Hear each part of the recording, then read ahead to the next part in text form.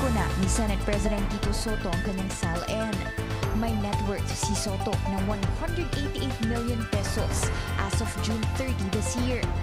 May assets siyang nasa 465.6 million at 355 million dito ay real properties, kabilang ang isang house and lot na nagkakahalagang 235 million. Nasa 130.4 million naman ang personal properties niya. 71 million dito ay cash at iba pang investment at 50 million naman ay para sa mga sasakyan at service vehicles.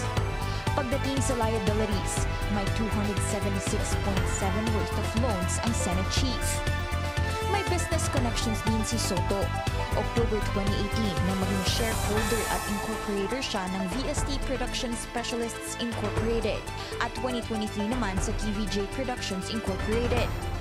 8 ang relatives ni Soto sa gobyerno.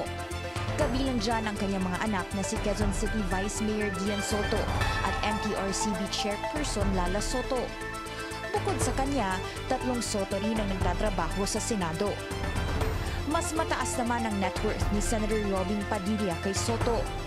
Sa SALN ni Padilla, nasa 244 million ang kanyang net worth as of December 31, 2024.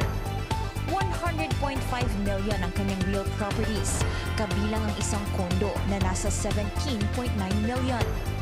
143.5 naman ang kanyang personal properties, kabilang ang mga sasakyan, cash at insurance. Wala naman siyang liabilities, pero dineklara niya ang kanyang business interests sa motion picture, video production at buy and sell. May retail business interests din ang senador.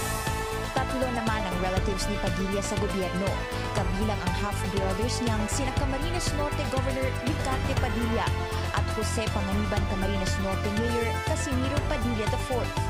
May isa siyang pinsang nagtatrabaho rin sa Senado.